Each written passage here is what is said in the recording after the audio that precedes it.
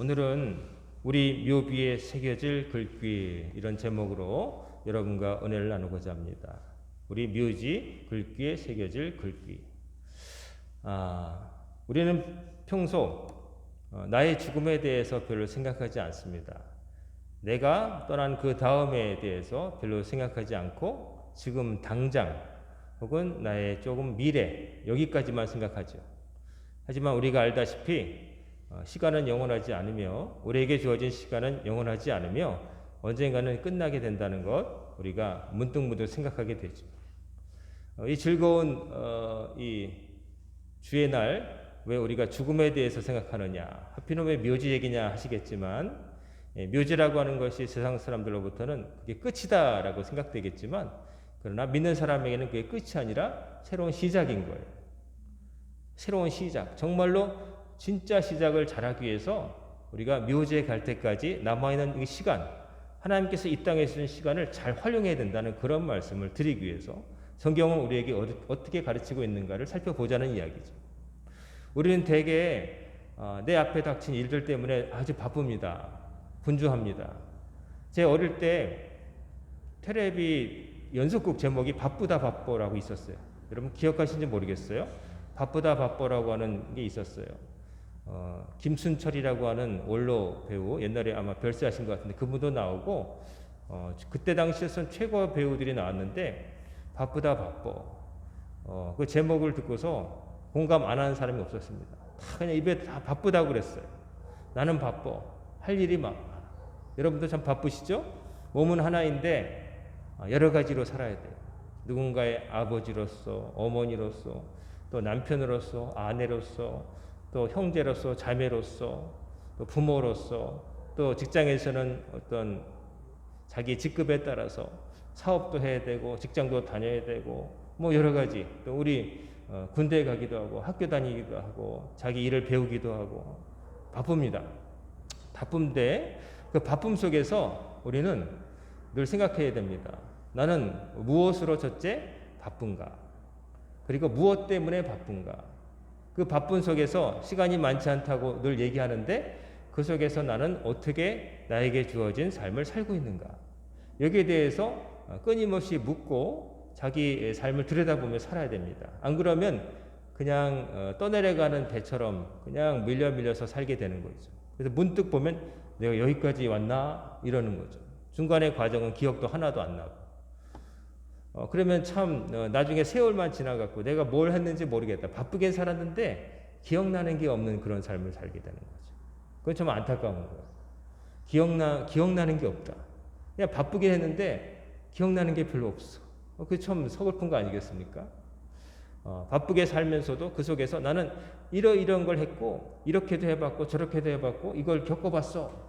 이렇게 남에게 좀 말해줄 수 있는 들려줄 수 있는 아이들을 앉혀놓고 손자 손녀에게 말해줄 수 있는 그런 삶을 살아야 되는데 그냥 맨날 우리 컴퓨터 하는 세대는 알겠지만 컨트롤 C, 컨트롤 V 복사해서 붙이는 거 있거든요.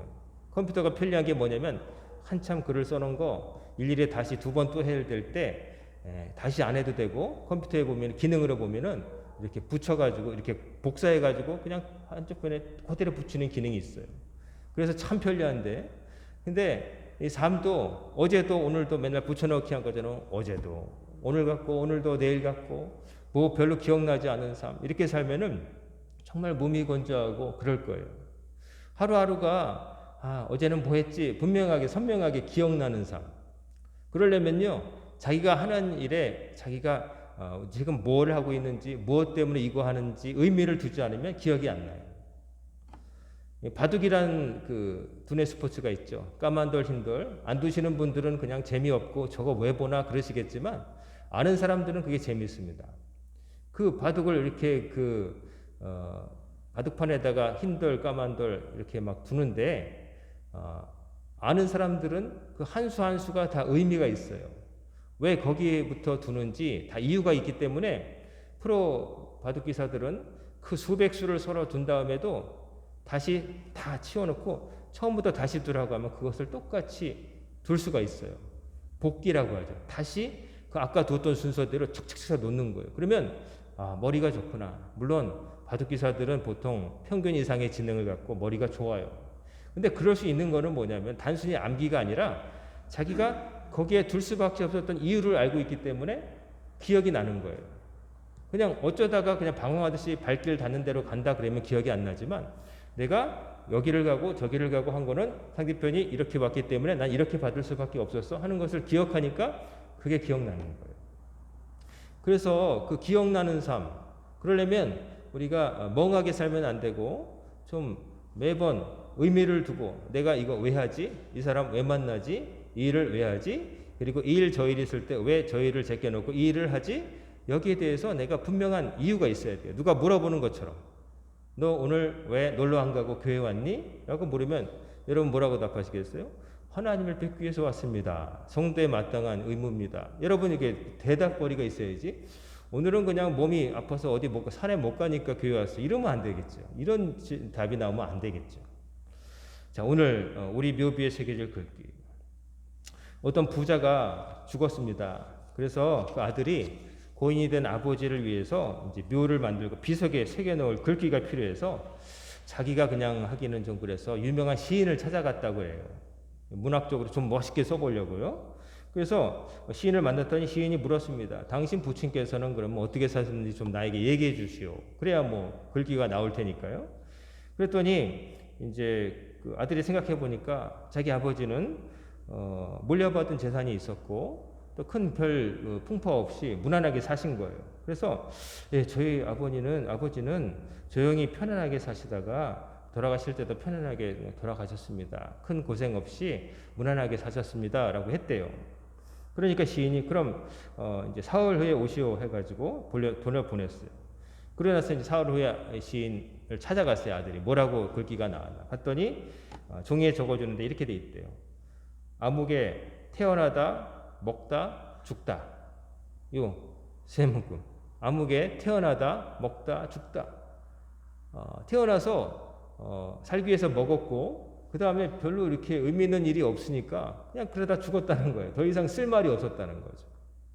뭐 아마 극적인 효과를 위해서 좀 만들어진 냄새가 나는 이야기이긴 하지만 그러나 진짜 대부분의 사람들이 태어나다 먹다 죽다 이걸로 그냥 끝나지 않는가 생각해 보게 됩니다.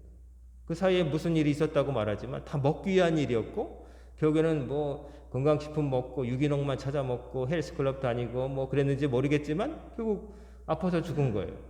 그 다음은 없는 거예요. 정말 허무하죠? 태어나다 먹다 죽다.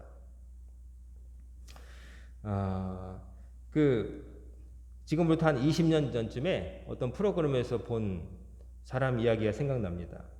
78살 된 당시 78살이었으니까 지금 살아계시면 90도 넘으셨겠죠. 거의 100살 가까운데 그런 노인이 나왔는데 그 노인이 자기 아내가 이제 세상을 떠나고 혼자 경상북도의 한 산속에 들어가서 돗자리를 엮고 팔며 살고 있는 거예요.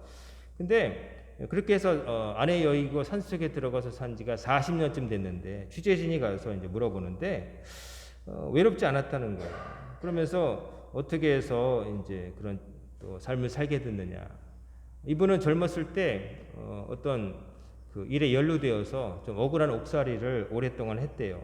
그러고 나서 이제 산속에 들어와서 사람들 멀리하고 살게 됐는데 그 사람이 물었어요. 선생님 뭐 남기실 말씀 없습니까? 이렇게 물었더니 그분이 그렇게 말했어요. 호랑이는 죽으면 가죽을 남기고 사람은 죽으면 이름을 남기는 거잖아요. 호랑이도 근데 사실 가죽 때문에 죽는 거예요. 가죽 때문에 죽는 거예요. 총 맞자마자 가죽 없어지면 호랑이 절대 안 잡을 거예요. 사람도 이놈의 이름 남긴다고 지랄지랄 하잖아. 옆에 사람도 귀찮고 그거 벗어나야지. 그것도 이름 남기면 역사책이 자꾸 듣고 오죠. 애먹는다고 그거. 이렇게 말했다는 거죠. 사람이 이제 호랑이가 죽어서 가죽을 남긴다고 그러는데 따지고 보면 호랑이 가죽 탐내가지고 제명에 못 주고 총 맞아 죽는다는 얘기를 우스꽝스럽게 하는 거예요. 뭐 그렇게 남길 게 있느냐. 그냥 그렇게 남기지 않고 그냥 조용히 살고 싶었다는 거죠. 만족하면서 산속에 들어와서 많은 거 누리지 못하지만 자기는 나름대로 책도 썼고요. 그렇게 살았다는 거죠. 남에게 기대지 않고 살았다는 거죠. 자, 사람이 산다는 게 사람 수만큼 다양할 수 있지만 그러나 아까 말씀드렸다시피 대부분 태어나다 먹다 죽다 요 단어로 다 그냥 포함될 수 있는 그런 삶을 사는 것 같아요. 잘못하면 그렇게 되겠죠. 그러나 태어나서 먹기 위한 삶, 이 먹는다는 거 하나 속에 뭐가 다 들어있냐면 사람의 모든 것이 들어가죠. 사람이 보면 다 그런 말 하잖아요. 다 먹고 살자고 하는 짓이잖아. 이런 말 하잖아요. 먹고 살자고 하는 짓이잖아. 좋은 일도 악한 일도 명예로운 일도 더러운 일도 힘든 일도 쉬운 일도 뭐 모든 게 결국에는 먹고 살자는 거 아니냐 이렇게 말하는 거죠. 그 말 앞에 사람들은 뭐 그렇지 뭐 먹고 살자고 하는 거죠. 그래서 더러워도 참고 뭐 또 때로 나쁜 일이라도 하고 힘들어도 하고 그런 거지 생각하겠지만 그러나 성도 여러분 우리는 먹기 위해 사는 게 아닙니다. 하나님께서 우리에게 이 땅에서 골고루 음식 맛보라고 이 땅에 뷔페 같은 세상에 보내신 게 아니죠. 먹고서 뭘 해야 됩니까? 하나님께서 명하신 일들을 행하며 살아야 되는 거예요. 하나님께서 주신 일, 하나님 기뻐하신 일들을 행해야 되는 거예요. 고상한 일, 멋진 일을 행해야 되는 거예요. 그렇지 않으면 태어나서 먹다 그 다음에 죽는 거예요. 그밖에 없어요. 다른 단어로 동사로 표현할 길이 없어요. 다 먹기 위해서 했으니까. 그것도 누가 먹기 위해서? 내가 먹기 위해서. 오직 내가 먹기 위해서. 먹기 위해서. 사람들이 먹기 위해서 정말 엄청나게 노력하고 다툽니다. 동물의 세계를 보면 사자와 표범과 치타 이런 육식동물이 있어요. 아프리카 같은 데 보면 이 동물들이 이제 사는데 대부분 그 사냥하는 그 범위가 조금 다 달라서 부딪히지 않는데 때로 겹칠 때가 있다는 거죠. 그러니까 사자가 사냥하는 범위에 표범이 들어와 있다든지 또 치타가 왔다든지 그러면요 이 사자가 배가 부르면요 코앞에 사슴이 왔다 갔다 해도 꼼짝도 안 하고 잠을 자는데 사자가 표범 새끼나 치타 새끼를 보면 득달같이 달려가서 물어 죽입니다. 아무리 귀찮아도. 왜 그럴까요? 먹지도 않을 거면서 왜 그 표범 새끼나 치타 새끼는 반드시 물어 죽일까요? 먹지도 않으면서. 왜냐하면 경쟁자라는 거예요. 사자도 고기를 먹고 표범도 고기를 먹고 치타도 고기를 먹어요. 사자는 조그만 동물부터 큰 동물까지 다 먹어버리죠. 근데 표범은 사자가 먹는 거 큰 거 말고 그거보다 작은 걸 먹고 살고 치타는 그것보다도 작은 걸 먹고 살아요. 그러니까 이제 표범은 치타는 사자가 노리는 큰 거를 노리지 않지만 그러나 사자는 치타나 표범이 노리는 작은 것도 노리거든요. 그러니까 그게 먹이 경쟁이 된다는 거죠. 그것을 알아서 이 사자는 반드시 죽인다는 거예요. 본능적으로 아는 거예요. 제가 내 경쟁 상대다. 제가 있음으로 해서 내가 먹을 게 줄어든다. 이런 생각을 하는 거예요. 그래서 아무리 귀찮아도 그냥 가서 죽인다는 거죠. 비정하지만 그런 거예요. 자, 왜 이런 일이 생길까요? 원하는 게 똑같기 때문에 그래요. 만약에 치타가 풀을 먹으면 그렇게 안 죽일 거예요. 표범이 풀을 먹으면 사자가 그렇게 안 죽일 거예요. 근데 똑같이 고기를 원한단 말이죠. 그러니까 똑같은 것은 한정돼 있고 이 먹을 입은 늘어나니까 이제 강한 동물이 약한 동물을 경쟁해서 도태시키기 위해서 그런 짓을 벌이는 거죠. 먹는 게 다르면 경쟁 안 하는데. 저희 집은 그런 면에서 좋습니다. 뭐냐면 닭을 만약에 사오면은 일단 제가 닭고기를 별로 안 좋아해요. 두 번째 먹어도 저는 퍽퍽살만 좋아합니다. 남의 식구들, 우리 다른 친구들은 다리나 뭐 날개 뭐 이런 걸 좋아해요. 그래서 오면은 경쟁이 없어요. 일단 제가 얼마 먹지 않고 또 먹는 부분도 딴 친구들이 안 좋아하는 걸 먹으니까 다툴 필요가 없어요. 서로 부위가 다르니까. 제가 만약에 저도 닭을 좋아하고 저도 날개가 부드럽다고 좋아하고 막 그랬으면 아마 눈치 보면서 닭 날개 해봤자 한 마리에 2개 나오는 건데 내 식구가 그걸 어떻게 하겠어요. 다리도 2개 나오는데 근데 제가 경쟁에서 빠지고 딴 사람 안 먹는 걸 먹거나 아니면 아예 딴 걸 안 먹어버리니까 평화롭습니다. 닭 한 마리 가지고도 골고루 먹어요. 세상이 이러면 참 좋겠는데 세상은 다 사람들이 물질이라고 하는 고깃 덩어리를 향해서 똑같이 좋아해요. 물질이라고 하는 그런 것에 다 그냥 욕심이 가 있으니까 거기서 경쟁이 비롯되는 거예요. 거기에 다 목숨을 거니까 모든 게 모든 게 다 거기에 초점이 맞춰 있어요. 공부하는 이유도 열심히 공부하는 이유도 그 학문이 좋아서 혹은 그것을 통해서 어떤 일을 해보고자 하는 포부가 있어서 그런 거라기보다는 그것을 함으로써 나중에 더 많은 물질을 내가 소유할 수 있는 가능성이 높아진다는 것 때문에 하는 경우가 많아요.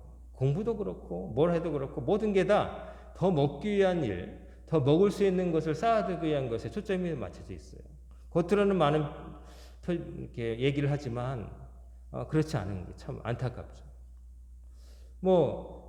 아시다시피 요즘 입시제도 말씀드리면 너무 잘 아시겠지만 다 그냥 이과 어떻게든 들어가서 이과에서도 다 과와 상관없이 나중에는 의대, 문과 같으면은 다 어떻게든 법 이렇게 해서 법대 이렇게 가는 이유는 우리나라의 사람의 목숨을 살리고자 하는 그런 허준과 같은 히포크라테스 같은 학생들이 많아서일까요?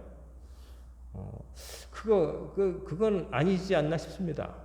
그것보다는 안정된 어떤 수입과 사회적으로 존중받는 그런 것이 있다는 생각에 그냥 적성과 상관없이 이제 그쪽에 물론 아닌 분들도 있겠지만 그런 분들은 미안하지만 많은 분들이 내 자녀는 또 본인도 그렇게 생각해서 글로 몰리는 거죠.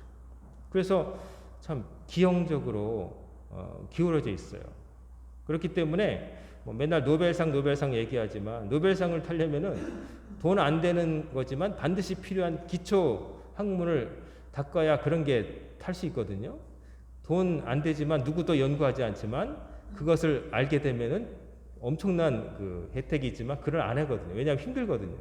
그거에서 당장 뭐가 생기냐 하지만 그거 타는 사람들은 보면은 너무 어렵고 돈 안 된다고 하지만 평생 그것을 혼자 연구해가지고 또 그런 나라들에서는 그런 것이 중요하다는 것을 알고서 정책적으로 뒷받침을 해가지고 어느 나라도 손대지 않은 것을 발견해내고 거기에 업적을 쌓아서 노벨상 같은 걸 주는 거죠. 그러니까 거기에서 얻어진 것들을 많은 나라가 혜택을 보는 거죠. 그걸 응용해서. 하지만 응용이 있으려면 원래 원천 기술, 원천 지식이 있어야 돼요. 근데 그런 건 안 하고 일단 쉬운 거는 남이 해놓으면 거기다가 붙여서 파는 거. 그러면 돈이 빨리 되거든요. 힘들지 않거든요. 그래서 우리나라가 참 많이 발전했지만은 그런 면에서 조금 위태위태한 게 그 기본부터 공부하는 그런 부분보다는 다른 나라에서 해놓은 것을 가져다가 가공해서 기가 막히게 파는 재주는 있지만 기초적인 정말 아주 깊은 그거는 별로 없다는 거. 그거 하는 사람은 별로 없고 여기서는 안 되니까 대부분 해외에 나가서 거기서 우리나라 사람이지만 거기서 그것을 해가지고 오히려 거꾸로 유명해져서 다시 돌아온 경우가 있는 거죠. 자, 똑같은 것을 원합니다. 똑같은 것. 오늘 성경 보면은 이 세상이나 이 세상에 있는 것들을 사랑하지 말라. 요한 사도가 사람들에게 그렇게 말해요. 근데 왜 이 세상이나 세상에 있는 걸 사랑하지 말라고 이유를 말하냐면은 누구든지 세상을 사랑하면 아버지의 사랑이 그 안에 있지 않다. 자, 세상에 대한 사랑. 하나님이 세상을 사랑하사 이처럼 사랑하사 독생자를 주셨는데 그 세상하고 여기서 말하는 세상은 다르죠. 하나님이 사랑하신 그 세상은 이 천하 만물과 우리 인간과 하나님이 지으신 모든 피조 세계를 말하겠지만 여기서 말하는 세상이란 사탄의 지배 아래 움직이는 악한 이 세속적인 속물적인 이런 흐름을 말해요. 사람이 욕심 때문에 만들어 놓은 세상, 그 안에서 자기도 갇혀가지고 허우적거리는 세상, 사탄과 인간의 욕망의 합작품이겠죠. 그래서 그 속에 있는 걸 사랑하면은 결국 하나님의 사랑이 있지 않다. 하나님을 향한 사랑도 없고 하나님께로부터 오는 사랑도 받을 수 없다는 거예요. 세상에 속된 것, 나쁜 것들, 저급한 것들을 추구하고 살다 보면 필연적으로 그 사람은 하나님께로부터 멀어질 수밖에 없다는 거예요. 사람들은 이것저것 동시에 뭘 담아놓고 기능이 있으면 좋아하지만 성경에 보면은 유대인들은 옛날에 구약시대 율법에 보면은 혼방 섬유도 입지 않게 했어요. 즉 면이면 면, 배면 배지 그거 섞어가지고 하는 것도 못 입게 했어요. 그 왜냐하면은 섞인다는 걸 이제 불순하다, 순전하지 않다고 봤기 때문에. 그래서 근데 우리는 다목적 뭐 이런 거 좋아하잖아요. 이것도 이렇게도 쓸 수 있고 저렇게도 쓸 수 있고 막 좋아해요. 우리 안에도 하나님에 대한 사랑도 있고 또 세상도 즐길 수 있는 그런 것도 같이 있었으면 좋겠다. 이렇게 생각하는데 근데 하나님 우리를 그렇게 만들지 않으셨다는 거예요. 오직 하나만 있을 수 있어요. 예수님도 말씀하셨죠. 사람이 하나님과 재물을 동시에 주인으로 섬길 수 없다. 하나를 사랑하면 필연적으로 딴 것을 사랑하지 않게 되기 때문에 우리가 하나님을 사랑하는 마음, 하나님을 사랑하는 마음이 있으면은 세상에서 주어지는 더러운 것들, 악한 것들 이런 것들을 멀리하게 되지만 반대로 세상 것이 우리에게 들어와서 우리가 오염되면은 하나님께 나아가지 않게 만들고 하나님 말씀이 거슬리게 만들고 들으면 마음이 답답하고 듣고 싶지 않은 말이 되어버린다는 거죠. 그게 바로 타락이고 결국 타락이 지속되면 나중에는 멸망에까지 이른다는 것을 성경은 기록하고 있는 겁니다. 우리가 이것도 좋고 세상도 좋고 하나님도 좋고 뭐 다목적 그게 아니에요. 하나예요. 여러분의 결혼 생활 성경에 보면은 하나님과의 성도와 하나님과의 관계를 예수님과의 관계를 신랑과 신부에 비유하는데 결혼 관계에 빗댄 거거든요. 왜 그랬는가? 신랑과 신부가 서로의 마음속에 한 사람이 상대편이 있어야지 딴 사람이 있으면 그거는 안 되는 거잖아요.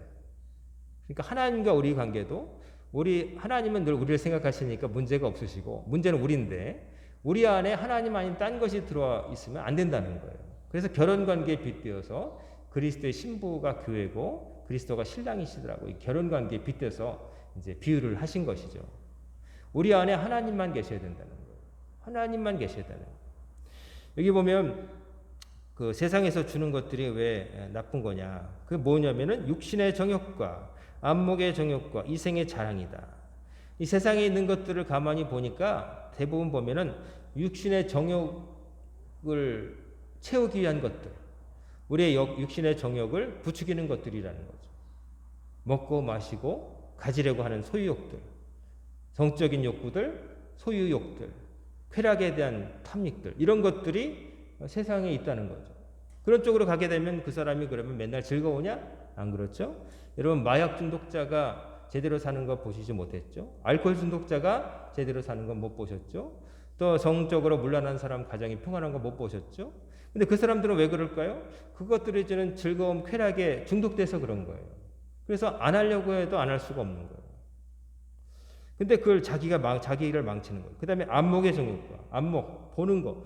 봄으로 인해서 갖게 되는 욕심, 견물생심이란 말이 있죠. 어떤 물건을 보면은 안 봤을 때는 관심도 없는데 보게 되면 자꾸 갖고 싶어지는 거.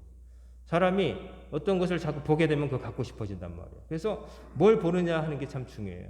사람이 밖으로부터는 정보의 70%가 보통 시각에서 온다고 그러는데 요즘은 더 할지도 모르죠. 인터넷에다가 핸드폰에다가 맨날 보니까. 근데 그 보는 것들이 악한 것들, 우리를 망치는 것들, 세상적인 것들이 되면 결국 하나님께로부터 멀어진다는 거예요. 그다음에 이생의 자랑, 이생은 뭐냐면 여기는 원래 말은 생활, 이 세상에서 살아가는 생활의 자랑인데 뭐냐면 쉽게 말하면 내가 가진 것들을 자랑한다는 거예요. 내가 살아가면서 부유하게 된 거, 내가 얻게 된 것을 자랑하며 사는데 다 부질없다는 거예요. 그게 하나님께서 주신 게 아니라 이런 것들은 결국 욕심이고 그것들은 다 악한 것이고 결국에는 뭐냐면 세상에서 온 것이다. 악한 세상의 부산물에 불과하기 때문에 그런 것들을 갖고 살면은 하나님께 멀어지고 하나님께로부터 멀어지면 하나님의 사랑을 받지 못하면 어떻게 되겠어요? 결국 시들시들해지는 거예요. 영적으로 약해지고 또 영적으로 약해지면 결국 몸에도 문제가 오게 돼 있어요. 사람이 좋은 음식만 먹는다고 운동만 한다고 건강해지는 거 아니에요? 마음이 편해야죠. 몸은 튼튼한데 걱정거리 있으면 그 몸 얼마 못 가요. 평안이 없는데 뭐요.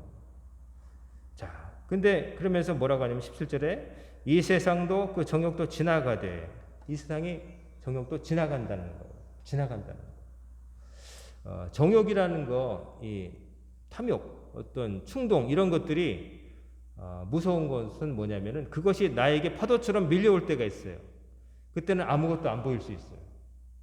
그냥 그게 다 갖고 그것만 있으면 될 것 같이 보이는 거예요. 딴 게 안 보이는 거예요. 근데 우리가 알아야 될 것은 그게 지나간다는 거예요. 파도처럼.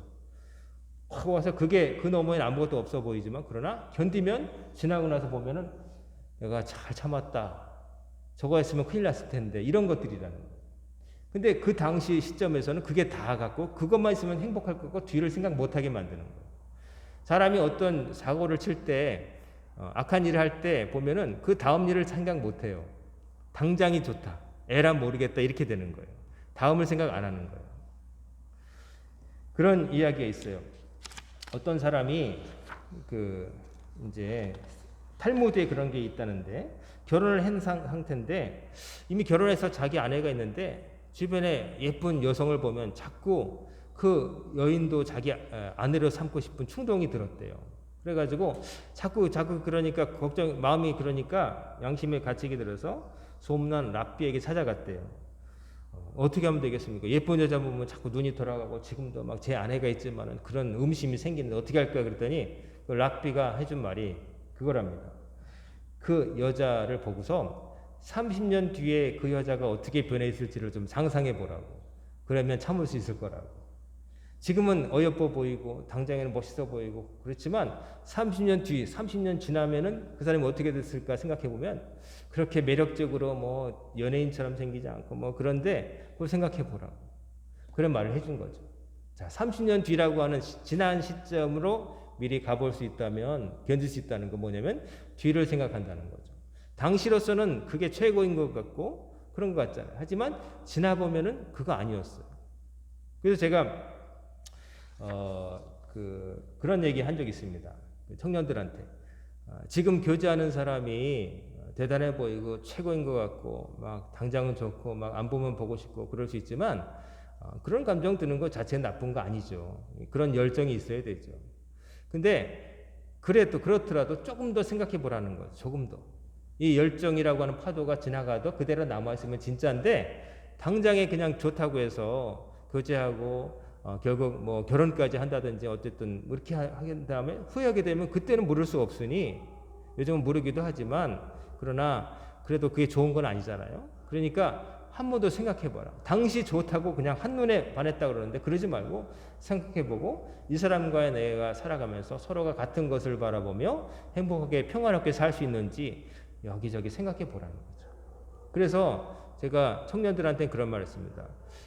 그냥 사람이 좋아야 되지. 그렇지, 사람이 좋아야 되는데 신앙은 없어도 되지 않습니까? 나중에 내가 같이 살면서 그렇게 하면 믿지 않는 사람 구원하니까 좋은 건데 그렇게 안 될 수도 있어요. 끝까지 안 갈 수 있어요. 제가 그랬어요. 너와 네가 교제하는 그 사람과 행복하게 살다가 어느 날 정말 둘이 감당하기 힘든 어려운 문제를 만났을 때 너는 하나님을 바라보며 기도하겠지만 다른 사람은 세상을 향해서 나아간다든지 아니면 다른 신을 향해서 뭐 그러고 있으면 그게 행복할 것 같냐? 수레를 끌어도 같은 방향으로 끌어야 되는데 너는 앞으로 끄는데 네 옆에 있는 사람은 옆쪽으로 끈다든지 심지어 뒤로 끈다면 그게 되겠느냐? 이게 신앙을 갖는다는 것은 단순히 내가 가진 가진 것 중에 하나가 아니라 신앙이 뭐냐면 내가 가장 믿고 의지하는 거예요. 나의 세계관. 나라고 하는 인간이 가장 믿고 의지하고 확실하게 생각하는 것에 대한 표현이거든요. 근데 그게 다른 사람이 만나서 아무 일 없을 때는 그냥 지나가겠지만 그러나 정말로 중요한 문제 앞에서는 그게 가장 그 사람을 지탱해주는 힘이 될 텐데 그게 다르면은 어떻게 되겠느냐 한번 생각해봐라. 그 얘기를 하거든요. 복잡한 얘기 같지만 여러분 가장 힘들 때 하나님께 기도하는 사람이 있고 한 사람은 밖에 나가서 이러고 있고 아니면은 돈 꾸러만 다니고 이러면 되겠느냐 하는 거예요. 가장 힘들 때 부부가 똑같아야 되는 거예요. 같은 것을 바라보며 서로 격려해주고 그렇게 나갈 때 힘이 되는 것이지.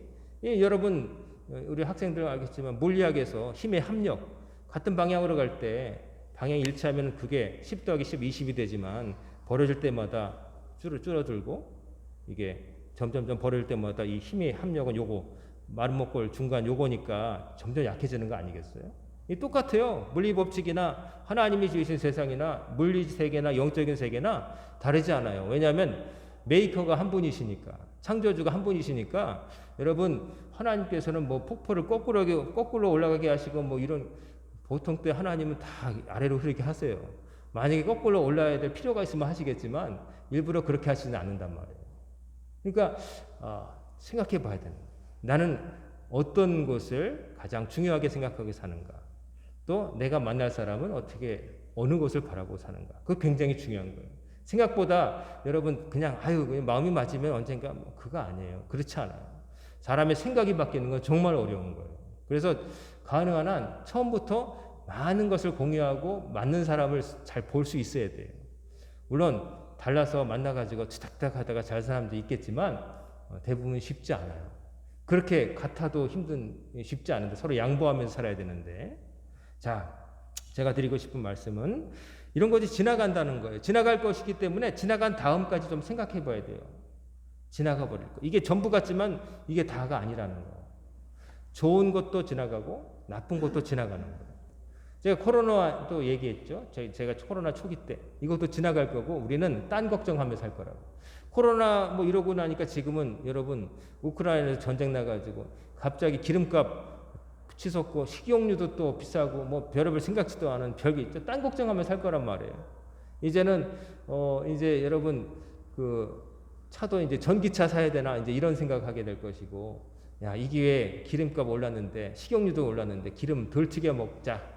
튀긴 거 이제 멀리 하자 이런 생각도 하실 거고, 또 원숭이 두 창이라는데 이게 또 뭐냐 이래가지고 또 그럴 텐데, 여러분 지나갑니다. 지나가는데 여러분은 남아 있을 거 아니에요.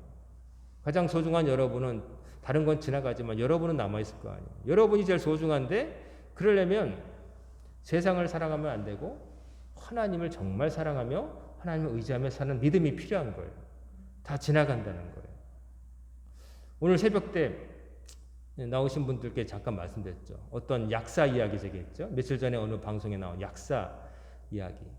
약사로서 제법 자기는 돈 벌면서 살았어요. 60이 넘었는데 근데 지금도 라오스라고 하는 동남아시아 국가에 가서 봉사를 하면서 아이들에게 약을 갖다 주고 학교를 세워주고 장학금을 주는 일로 살아가요.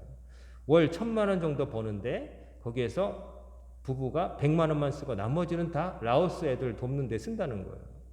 그래서 PD가 물었어요. 진행자가 연예인이 물었어요. 노후를 그래도 대비하셔야 되는데 노후는 어쩌십니까? 그랬더니 지금 내가 노후를 잘 살고 있는 거 아니에요? 그렇게 반문하더라고요. 내가 늙어서 나중에 쓰겠다 모아두는 게 아니라 내가 늙은 지금 상태에서 매일매일 중요한 일을 하며 사는 거, 보람 있는 일을 사는 거, 내가 이게 노후를 잘 보내는 거 아니겠습니까? 그렇게 말하니까 물었던 사람이 머쓱해지고 우문현답이 된 것이죠. 참 멋진 대답이었어요. 최근에 들어본 말 중에 제일 멋진 대답이었어요. 지금 자체가 노후를 잘 사는 거다. 자기를 위해서 사는 게 아니라 남을 위해서. 그리고 자기가 그렇게 살게 된 것은 이분이 소아마비가 있었는데 어릴 때부터 자기는 다리가 불편하니까 친구들이 가방 들어다 주고 도시락 타다 주고 다른 사람으로 도움을 무지 많이 받았는데 약사가 되어서 이제는 좀 내가 그 도움 받았던 것을 좀 갖고 살고 싶다. 근데 라오스에 우연히 갔다가 거기에 피부병 나가지고 아픈 애 자기가 가져간 연고 한번 발라주니까 낫는 것을 보고, 야, 내가 가진 것으로 이렇게 도울 수 있구나 생각되고, 그 아이가 하는 말을 하다가 아저씨 내년에도 올 거야 이렇게 말을 무심코 그래 올게 그러다가 그 약속을 지키기 위해서 10년 동안 틈만 나면 라오스 가서 봉사하고 온다는 거죠. 여러분 같은 삶을 살아도 자기만을 위해서 그냥 쌓아두고 모아두고, 근데 전도서 기자가 말하는 것처럼 다 그것 동안 바람을 잡는 것이고 내가 그래봤자 남의 소유가 되는 거예요. 근데 남의 소유가 되면 또 어때요? 남에게 가가지고 그 사람 필요한 사람에게 가면 어때요? 내가 못 누리면 좀 어때요? 내가 다 누려야 되나요? 내가 가진 것으로 누군가 행복할 수 있다면 얼마나 아름다운 삶이에요. 나만을 위해서 모두가 다 고기를 쫓아 달려가는 맹수 같이 살 때 나는 풀 먹겠다. 나는 고기 안 먹겠다. 이렇게 당당하게 외칠 수 있는 그런 삶이 되면은 그 무시무시한 경쟁에서 나는 벗어나서 딴 길을 갈 수 있단 말이죠. 너희들은 그래 사슴고기만 먹어. 나는 풀도 먹을 거야. 똑같은 자리에 서면은 똑같은 사람 되는 거예요. 그 판에서 아예 벗어나서 난 딴 길을 가겠다고 하면은 거기에 줄 선 사람이 아니라 새로운 길을 가는 사람이 되는 거예요. 예수 믿는 게 꼭 그와 같아요. 세상에서는 고기를 쫓아 달려가는 사자와 표범과 치타처럼 고기만을 쫓아 달려가지만 예수 믿는 사람은 고기 안 먹어도 돼. 나는 풀 먹어도 돼. 그래서 그 사슴 뛰어다니는 데서 나와가지고 산으로 올라가서 풀 뜯어 먹는 그런 기상천외한 새로운 사자. 말도 안 되는 것 같지만 그게 예수 믿는 거예요. 예수 믿는다는 거는 여러분 삶의 판을 다시 짜는 거예요. 세상 사람과 똑같이 살지 않겠다는 선언이고요. 세상 사람들이 물질을 통해서 그냥 나의 만족을 위해서, 세상의 만족을 위해서, 쾌락을 위해서 살 때 나는 그런 것이 아이고 의미 없다 하고서 딴 길 가겠다고 길 떠난 사람이란 말이에요. 그러니까 우리는 거룩해야 돼요. 생각하는 게 좀 달라야 돼요. 나만을 위해 살면 안 되고, 지나갈 버릴 것에 목매면 안 되고, 지나가 버려도 남을 거, 혼자 남을 거, 오직 하나님 말씀, 하나님의 약속, 믿음, 이것을 붙잡아야 될 줄로 믿습니다. 여러분, 세상살이가 만만치 않죠. 다 대충 사는 분 없죠. 다 바빠 사시는데, 그러나 여러분 바쁜 와중에서도 여러분 내가 어디로 가고 있는지 늘 생각하고 하나님께 답을 찾길 바랍니다. 하나님께서 주시는, 하나님 도와주셔야 우리가 가진 것도 그나마 누릴 수 있어요. 하나님이 허락 안 하시면 아무것도 안 됩니다.